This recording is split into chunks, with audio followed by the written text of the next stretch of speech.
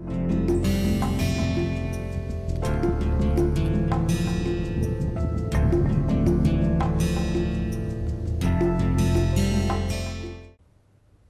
me introduce to the course on materials and heat balance. What I have thought best way to introduce the course content of this lecture is to see energy and environment issues related to metal production. Now, say metals they can be obtained either from primary resources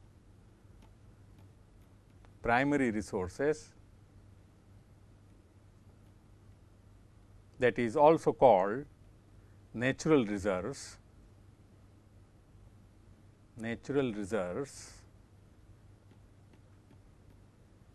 or from secondary resources.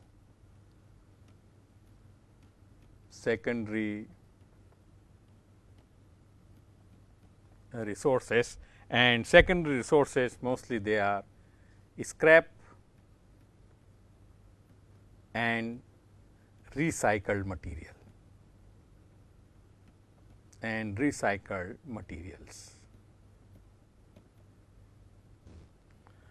Now, metals, as all of us know, are required for the development of different industrial sectors, maybe construction, maybe aircraft, maybe heavy industry, whatever, everywhere metals are used. So, needless to mention, there is a very large requirement of different metals for different industrial sectors. Therefore, the secondary resources which are from scrap or recycled material, they hardly can meet the enormous requirement of metal for the growth of the several industries. Therefore, we are mainly concerned with the use of natural reserves for the production of metal, and that is where the course starts. Now, what is a natural reserve of a metal?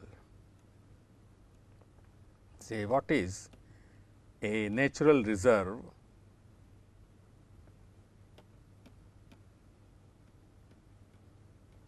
of a metal?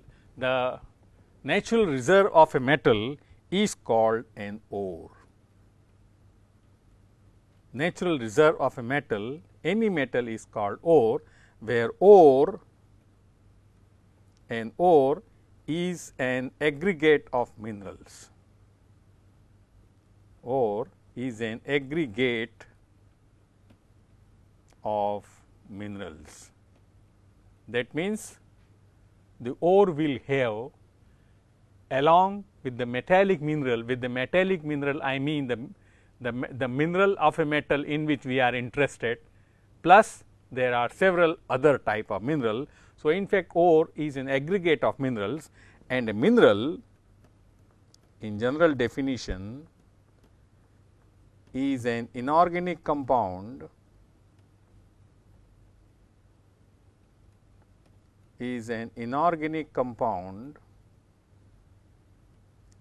in which elements are combined in fixed stoichiometric proportions. For example, if I take Al2O3, in Al2O3, 2 atoms of aluminum are combined with 1.5 moles of oxygen, or if you take Fe2O3, same 2 moles of iron, they are combined with 1.5 moles of oxygen. So, that has to be very clear. The natural reserve of a metal is an ore in the form of mineral, that is an important. So, we can say that ore, it consists of valuable mineral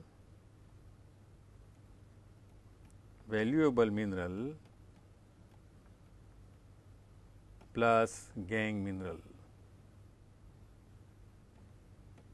Now, with the valuable mineral, I mean out of all the minerals that are present in ore, valuable is one from which we want to extract the metal. Now, let us see the ore valuable mineral, gangue mineral and so on. So, if I put here metal,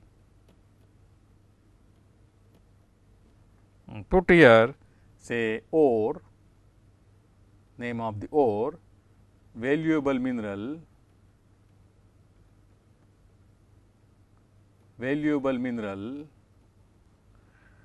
then I put here metal grade.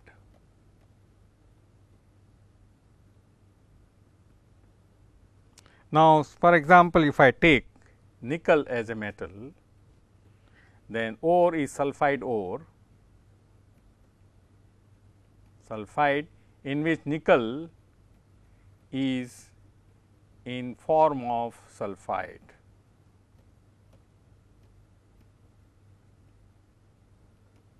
It could be Ni3S2 or it could be NiFeS2 or so on. The metal grade in case of sulphide ore is 2.3% nickel. The oxidic ore, that is called lateritic ore,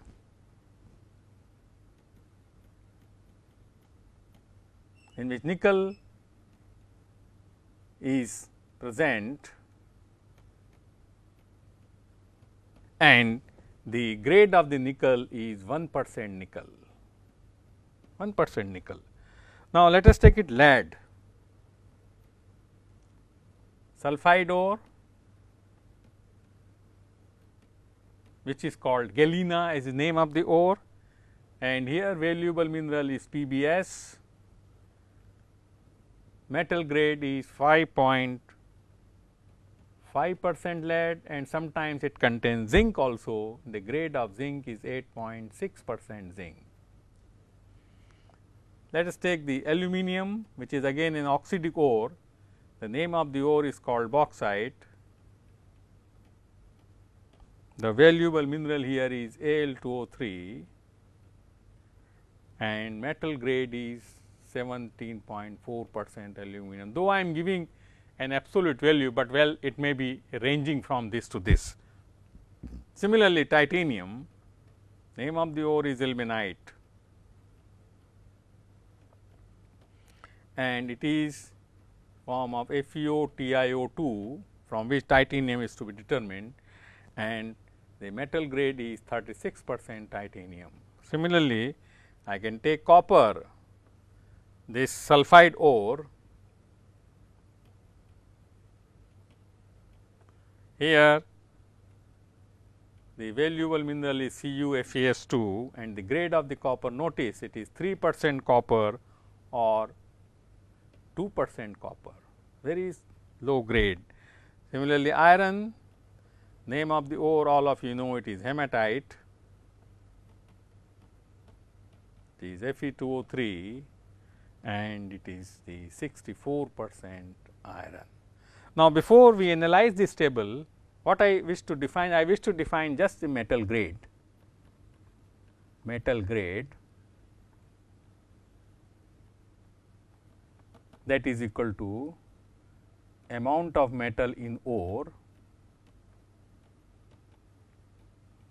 amount of metal upon weight of metal, upon weight of ore, sorry, amount of metal upon weight of ore, that is how the metal grade is defined. And the other, all say the balance, that is I have written 64% iron or 2% copper and so on, what I have written, the balance is gangue mineral. Balance is gangue mineral in the table, and this gangue mineral essentially consists of SiO2 for all types of ore that I have listed in the table. Gangue mineral SiO2 plus Al2O3 plus P2O5 and plus MgO sometimes, plus you can have TiO2 also in some of the ores. For example, hematite may have SiO2, Al2O3, P2O5 and so on. Similarly, for example, if you have chalcopyrite or the sulphide ore of copper, CuFeS2 is the valuable mineral, SiO2, Al2O3, then Fe2O3, they are the gangue minerals. It depends upon which ore you are under consideration. Now, say we note from the table, what we notice from the table, we note from the table the following. First is metal grade in sulphide ore, metal grade in sulphide ore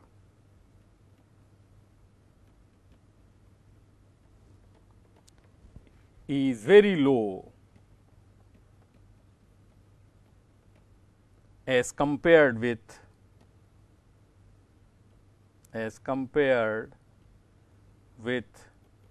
oxidic ore. Say you see iron grade is 64%, whereas copper grade is 2%.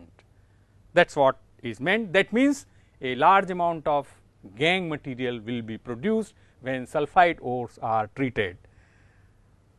Second, we mean that lower metal grade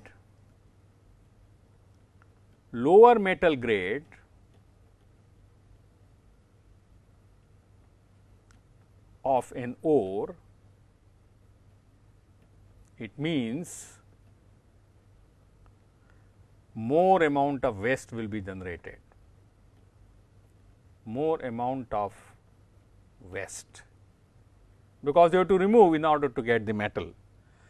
Third important thing that we notice from here, and that all of you know, that metals in the valuable mineral, metals in the valuable mineral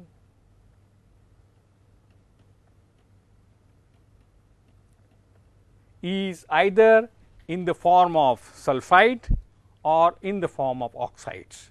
They are chemically combined. So, therefore, these oxides or sulphide, if you want to separate them, it is a very high energy is required. I am giving you some of the energy. For example, Fe2O3, the heat of formation value at 298 Kelvin, for Fe2O3 it is minus 198,5000 kilocalorie. That much amount of heat you will be requiring if you want to dissociate iron Fe2O3 into iron and oxygen. Say if I take Al2O3, you will be requiring around minus 380,000 kilocalorie. You can imagine, and these kilocalories, these are per kg mole. So, imagine the amount of material that you want to produce. For example, if I take say Fe3O4, you will be requiring around minus 266,000 kilocalorie per kg mole of the energy. Similarly, I mean I can list down the heat of formation that would be required, or heat of formation that is associated with the formation of a compound or sulphide. That means, you have to provide that much of energy in order to get the metal. So, that means, the economic extraction of metal,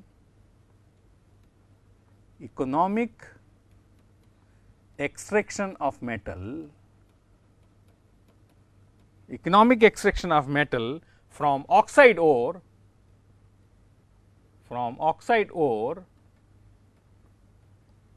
what it require? First of all, suitable reductant,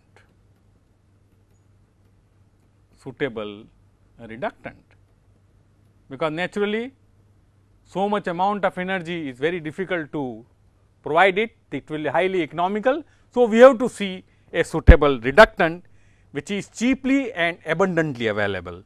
And second thing, we require source of energy. Why we require source of energy? That is, we have to separate the gangue from the metal, and these two things when we want to employ pyrometallurgical route. Now, similarly, for sulphide ore,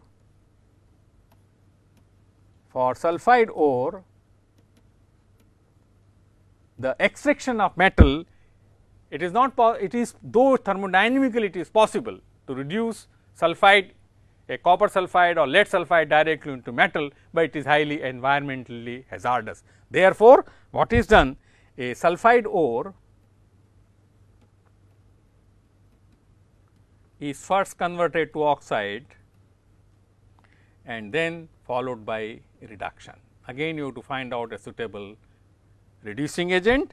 When we want to go for pyrometallurgical route, in some cases sulphide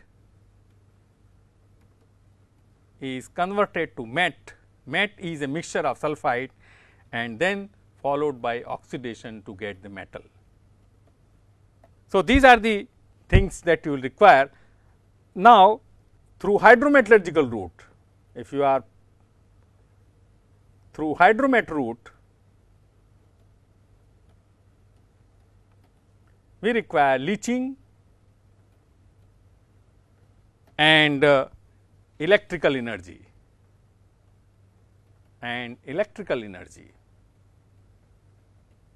So, let us further follow it up. Now, let us consider a production of metal from an ore.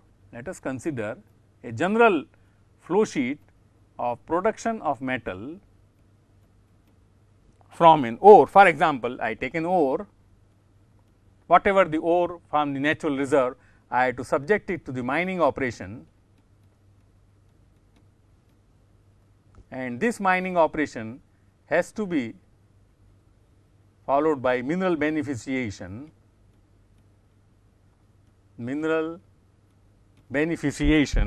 And from here I will be getting ore concentrate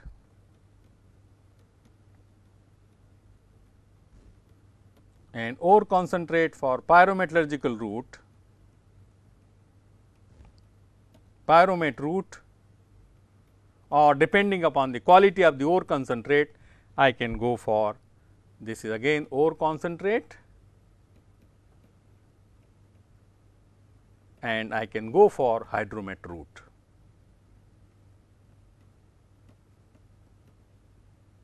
Now, this will comprise of almost all production of metal from natural reserve. First step is mineral beneficiation, followed by extraction of metal either from pyromet or from hydromet. From pyromet, the clear you require a reducing agent, a reductant and energy and source of energy. Here you have to bring metal in the solution, metal is brought in solution and followed by separation. Again, for large tonnage of metal production, pyrometallurgical is most preferred route as compared to hydrometallurgical extraction, because large amount of metal can be produced by pyrometallurgical method. So, what we notice from here that in pyrometallurgical extraction there is a large amount of energy is required. Now, let us see the energy requirement for metal production. Energy requirement for metal production. Now, I just give you a plot, say this is the one, I put here for example 0, that is 50, 100, 150, then I have 200, 250, 300 and let us say 350, and this is the gross energy requirement, gross energy requirement in megajoule per kg of metal. Let me take first of all titanium. Now, titanium would require around 350 megajoule per kg of titanium. You see that very enormous amount of energy is required. This is for the titanium. Now, on the other hand, if I take say aluminum, that will be requiring around, so if I take here aluminum, aluminum would be requiring around approximately 200 megajoule per kg of metal. You can imagine the amount of energy that would be required. For nickel, if we talk of nickel, nickel will be somewhere around say 150.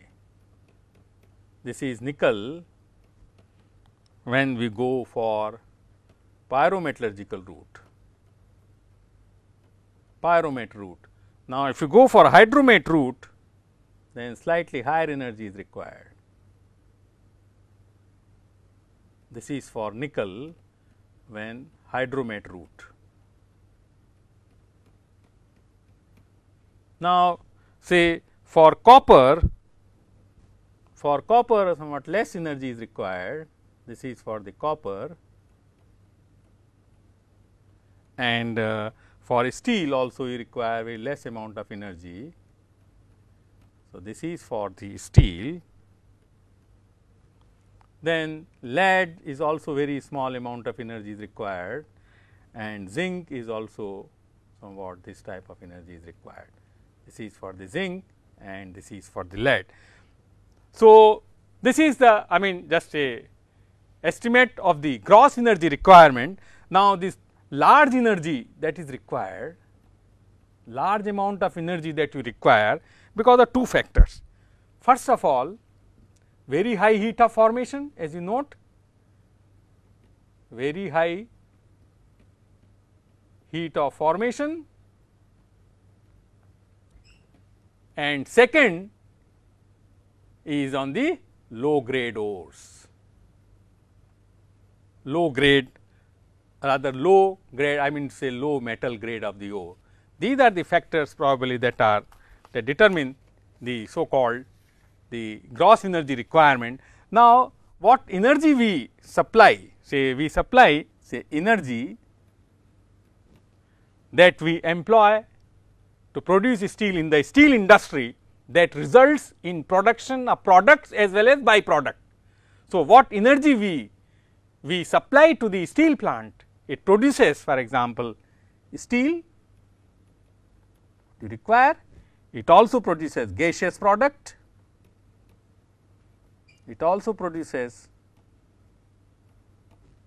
gaseous product, it also produces molten product, say for example, slag. Then you also produce liquid byproduct,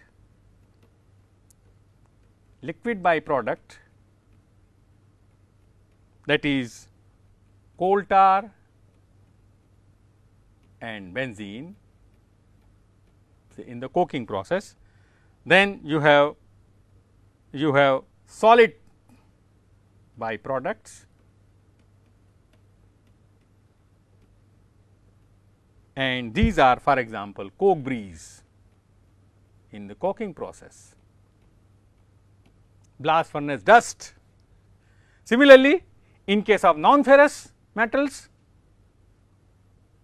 the energy which is supplied to non-ferrous industry, whether it is zinc, whether it is copper or lead, the product will be liquid metal followed by slag, dross, spice. So, what I wish to say is that whatever energy you supply for the production of the metal, besides the product, the byproduct or the production of byproduct is a part of the method of or is a part of the production of the metal. That means, these byproduct are going to be produced.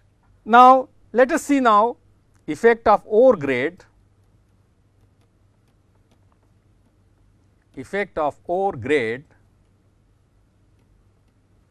on gross energy requirement. So, I will again try to plot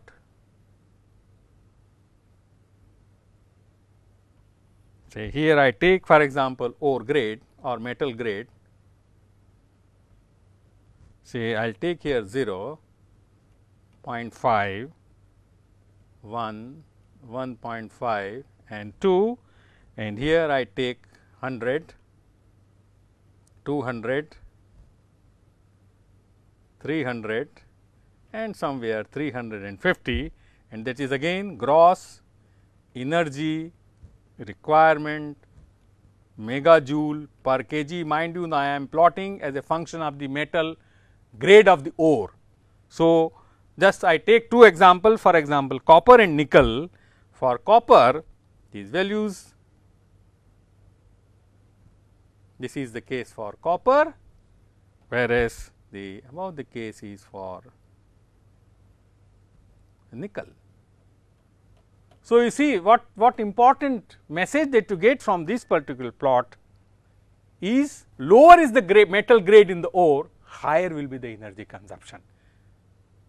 Higher is the metal grade of the ore, lower is the energy consumption. So, that point is important. That means, ore grade will play a very important role, because a large amount of energy will be required during mining and mineral beneficiation operation, particularly when the metal grade of the ore is very low. That is the issue in case of the energy production. Now, just I will give you a little idea about the source of energy.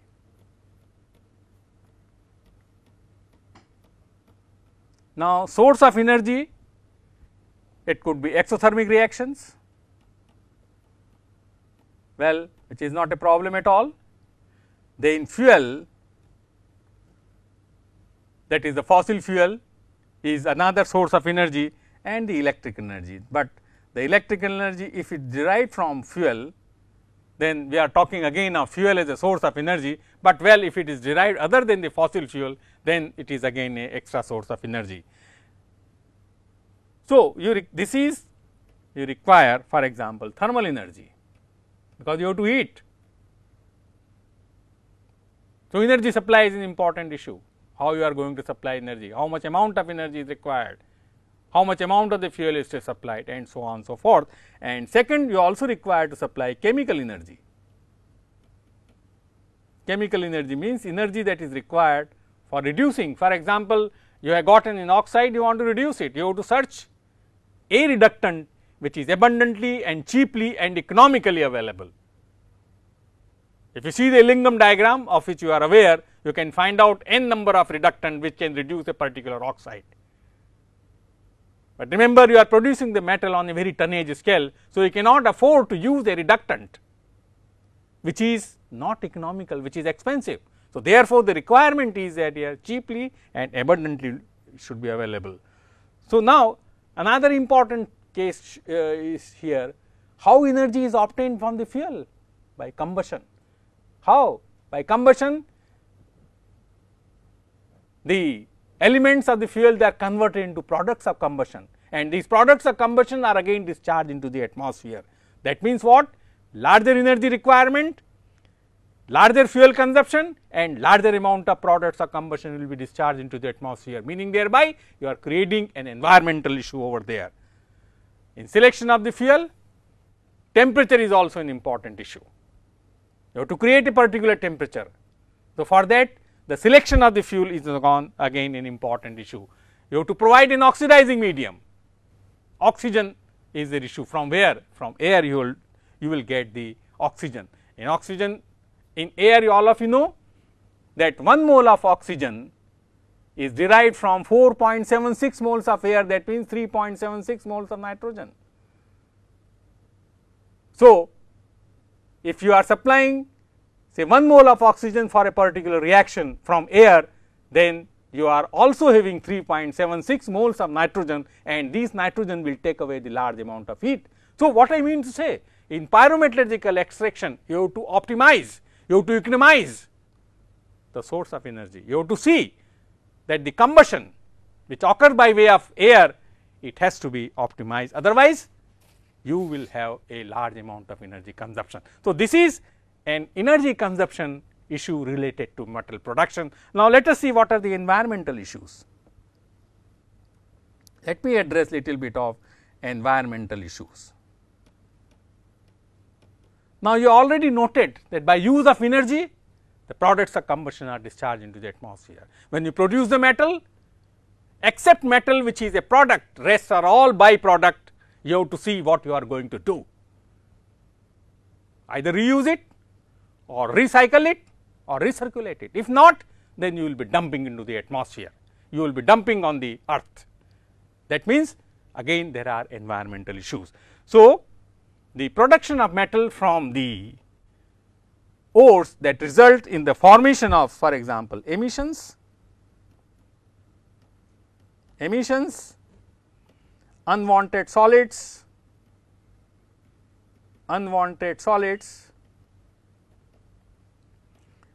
liquid, say liquid slag. Slag is a mixture of oxides, then gases like CO, CO2, SO2, SO3, NOx and so on, and these things you are producing during mining and during processing operations. Directly you are producing, and indirectly you are producing by consumption of raw materials, because in raw materials are processed, again these things will be produced. Now, let us say the factors which affect the environmental impact, one is the ore grade,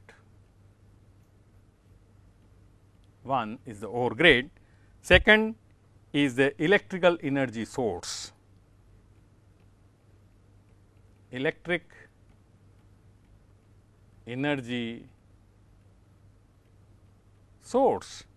third is the fuel type,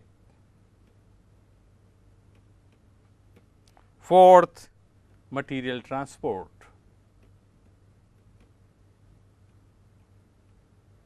because when you produce a large tonnage of metal, say for example, steel, you are producing 7,000 tons or 5,000 tons per day. You can imagine the amount of raw material that will require to transport. Then the process technology,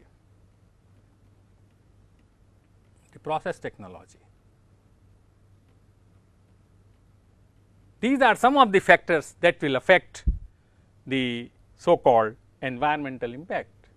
Now, out of which the ore grade is the most important thing, because as you notice, higher is the metal grade in the ore, less will be the byproduct that will be produced. So, now once after beneficiation and mining you have produced a concentrate of a required quality or of a required grade, then emissions from downstream processing, they are not very significantly affected. So, what I am going to draw for you, I am going to give you a picture in that if I plot here, say if I put here solid waste burden,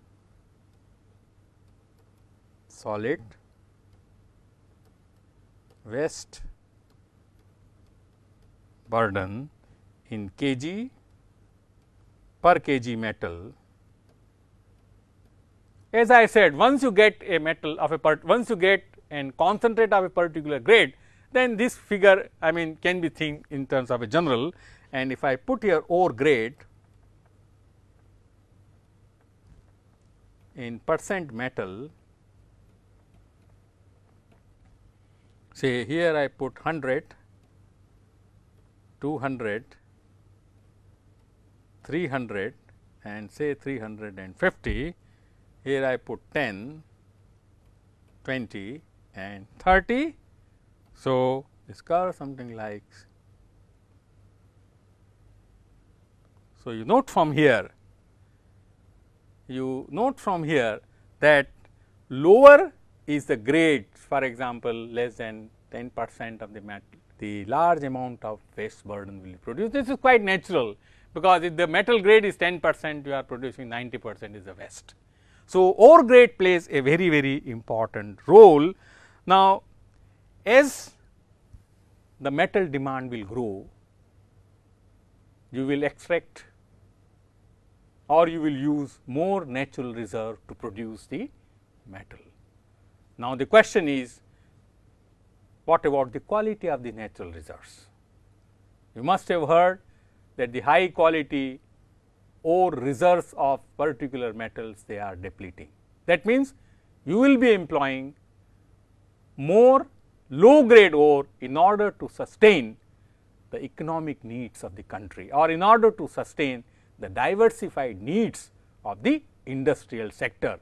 So, in the future, if the proper technologies are not being developed, then more amount of waste is likely to be produced when the low grade or low metal grade ores are processed. It is quite natural when high grade ores are depleting, you have to cater or you have to see that you supply the metal which is required for the industrial growth. How will you do it? The only way is that you exploit low grade reserves. So, what I wanted to say is that as the ore grade will become a very, very important issue in the near future, particularly when you treat low grade metal ores.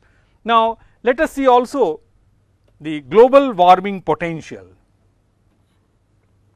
Let us see also global warming potential. You must have heard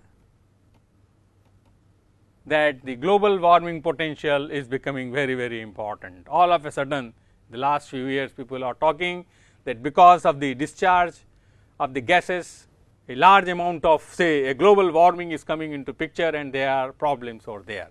So, energy use is in fact directly associated with the discharge of the carbon dioxide gases, and possibly it is considered to be one of the cause of global warming. Now, why I put this particular things to your attention is that because you require large amount of energy derived from the combustion of fossil fuel, and the combustion of fossil fuel will generate its perfect combustion product, which is carbon dioxide. So, it is in that perspective we have to look into the consumption of energy in terms of the global warming potential. Say I will just try to again have a plot.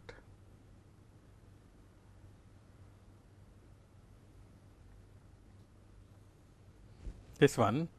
So, this let us say 0, 10, 20, 30, and let me take somewhere here is 35, and this is global warming potential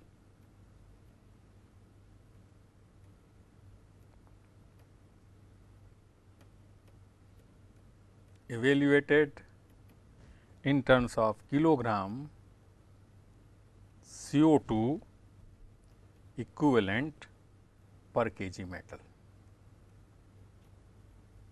So, again you see titanium, if we take say titanium has a very high environmental impact. This is for the titanium. Now, if we take again for aluminum, this is for the aluminum.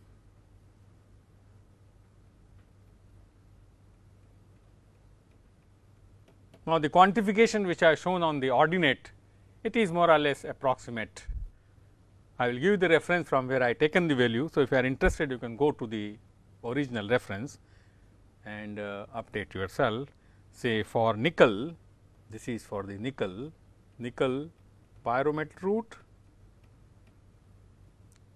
and this is for the nickel hydromet route.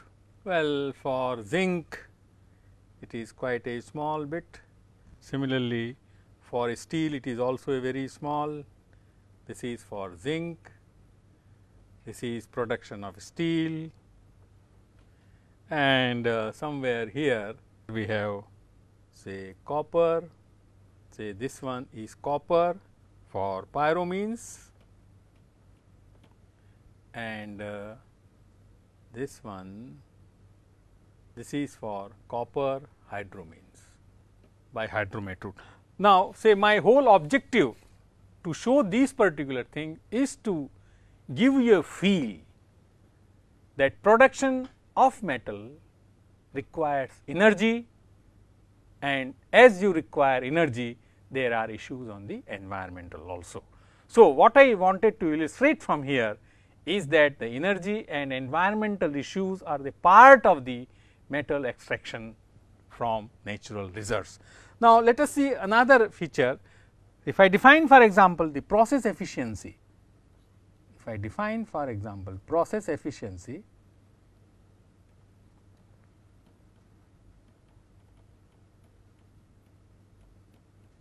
say process efficiency P E, that is equal to theoretical energy that you require to produce a metal. Mind you, the theoretical energy is the free energy change.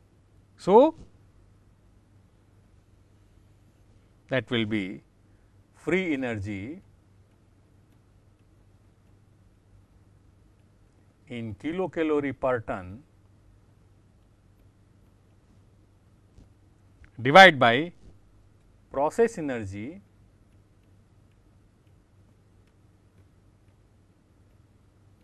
required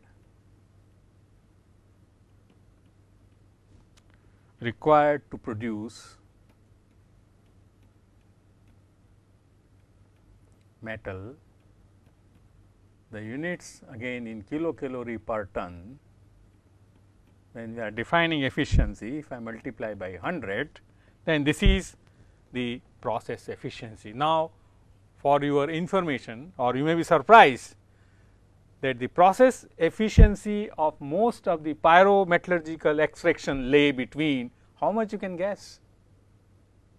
Guess some value.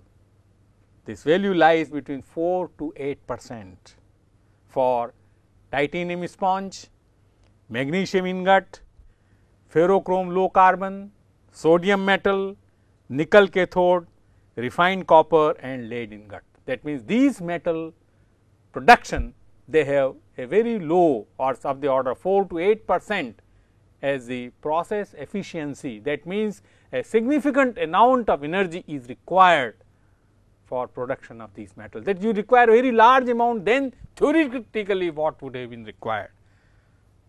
However, there are definitely scientific and technological reasons for the low process efficiencies,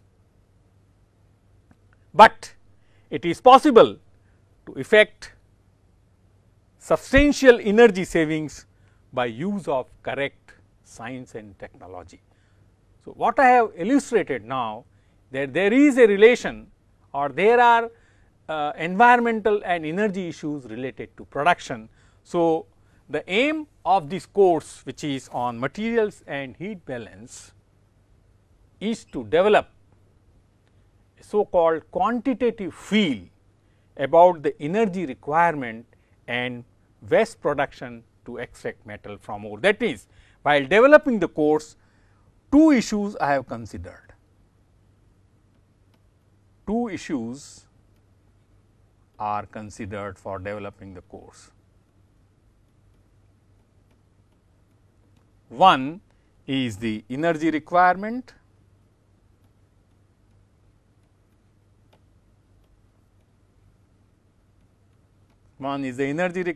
that means, you take iron or take copper or lead or zinc 1 kg, how much amount of energy is required, that will be the motive behind development of the course.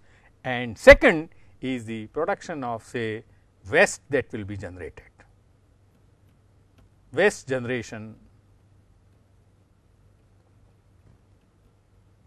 Keeping these two issues in mind and seeing the strong relationship between the energy and environment, I thought that a course on material and heat balance will be a very important to appreciate quantitatively the amounts involved in energy as well as in the generation of the waste.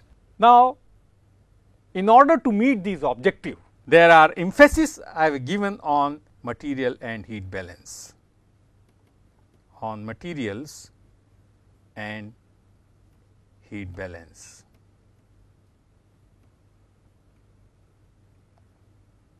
Now, let me say very frankly that it is not the intention of this course to give you the detailed process flow sheets and the detailed description of the processes.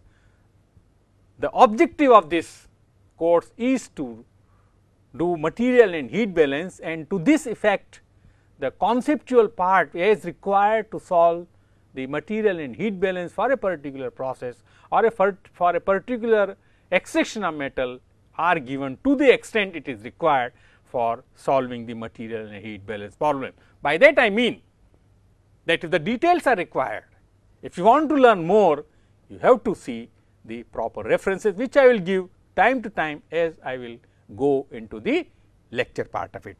Now, regarding the organization of the course, what I have done, I will be devoting first few lectures,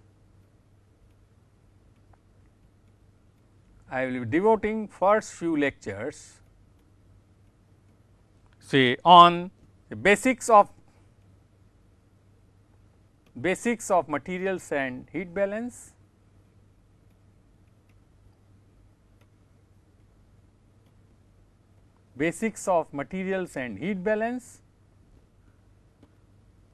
like listed units and dimensions,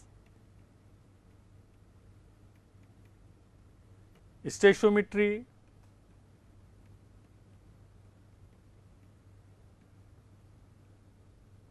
thermochemistry,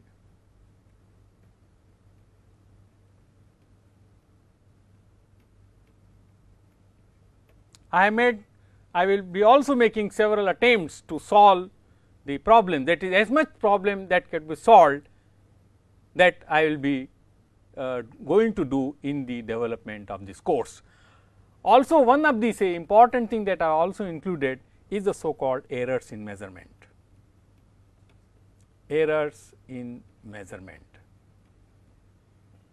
Because many a times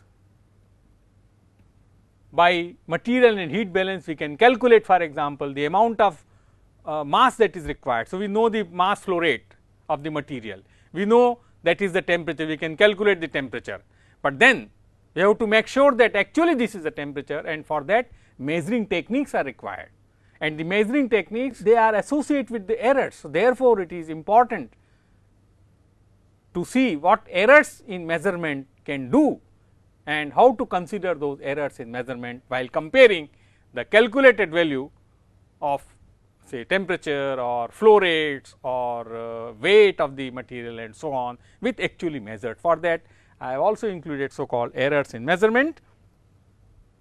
Now, say remaining lectures what I will do, I am going to cover the so called materials and heat balance in several metal extraction processes.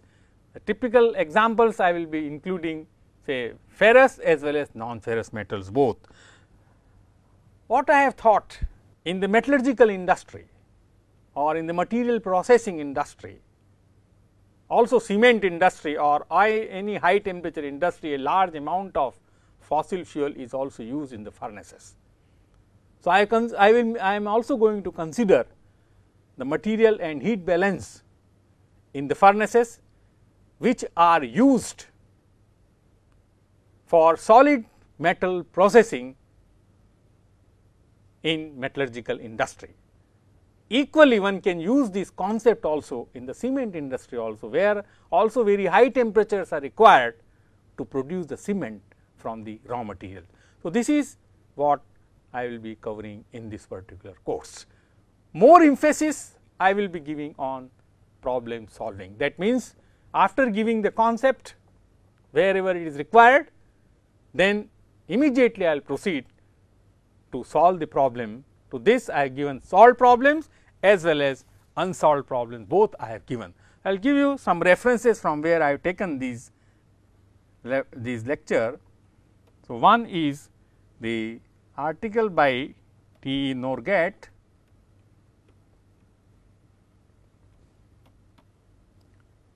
S. Jahanshahi and W. J. Rankin. This is an online article on assessing the environmental impact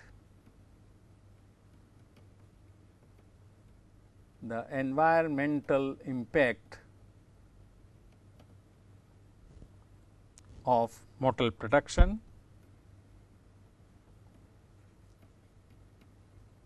of metal production processes.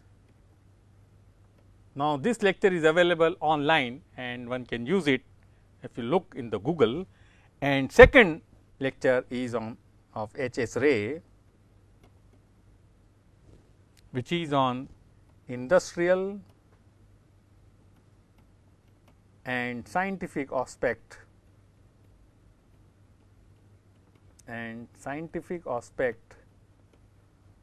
of metal production.